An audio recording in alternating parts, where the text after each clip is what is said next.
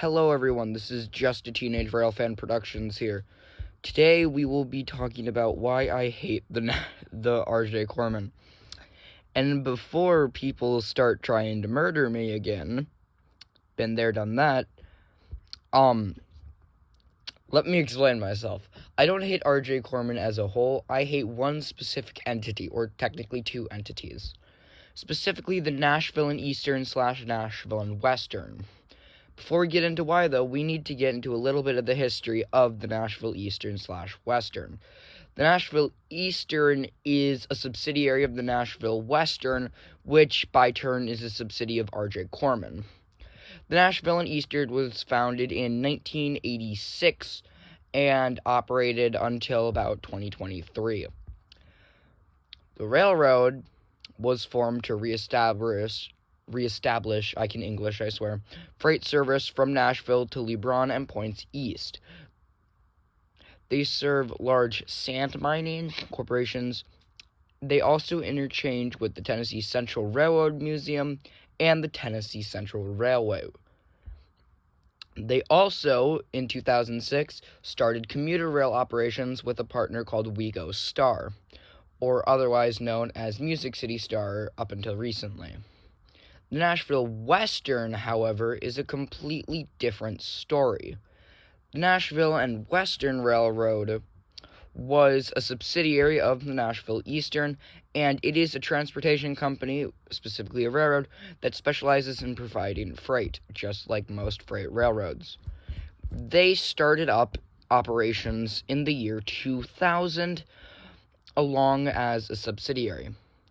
They operate on former Illinois Central and Tennessee Central Railroad trackage.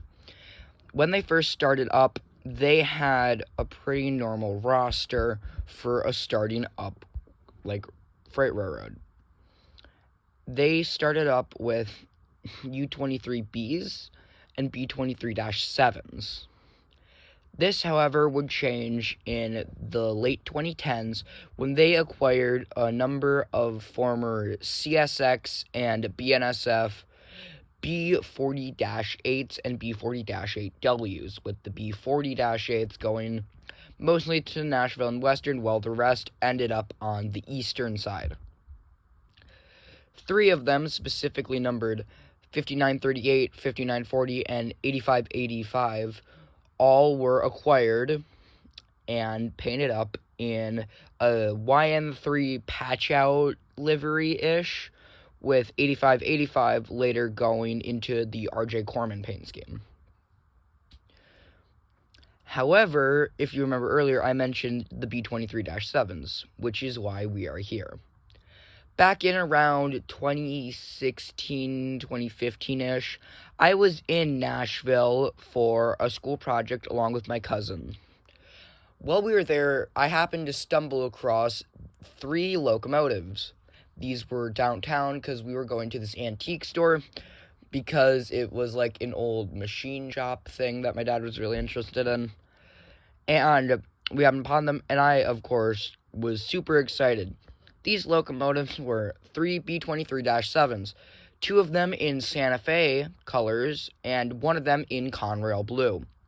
Me, being a child, like a younger kid at the time, was super stoked about this, and made my family stop and take pictures of me with them, which I have been unable to find, which makes me sad. So, getting back to 2024, I am going to Chattanooga, Tennessee on spring break. On the way, we stop in Nashville, and I am super excited about trying to see these 3 units again. They had been stored there since the early 2010s, without moving since last time. And so we go to the spot, only to find out they're not there anymore. Everyone I'm talking to is saying they were there, and one of them even sends me a photo from 2 days ago of them being there.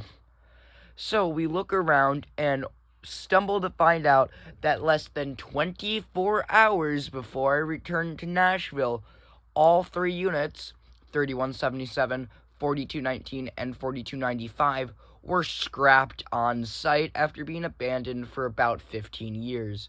I was so upset about this, because after coming back about 10 years later to find these units, which had been sitting in that exact same spot, they were gone, and I was devastated.